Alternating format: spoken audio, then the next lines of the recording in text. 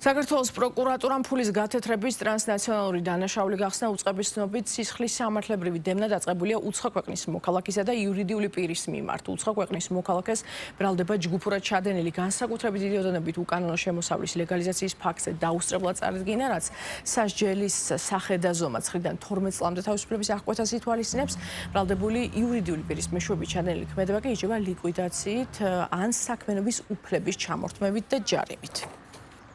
2022 წელს ბრალდებულთან დანაშაულებრივ კავშირში მყოფი პირები ესპანეთის სამეფოში ოპერირებად საწარმოს კონტრაქტორი კომპანიის სახელით დაუკავშირდნენ და რეალურთან მიმსგავსებული ელექტრონული პოსტის გამოყენებით გადაგზავნილი ყალბი ინვოისის საფუძველზე კომპანიის მიერ შესრულებული სამუშაოს ღირებულება ჯამში 555,784 ევრო მოტყუებით გადაარიცხინეს არარეზიდენტი საწარმოს უცხოურ საბანკო ანგარიშზე. ბრალდებული იურიდიული პირის მეშვეობით ჩადენილი ქმედება იჭება ლიკვიდაციით ან საქმიანობის უფლების ჩამორთმევით და ჯარიმით.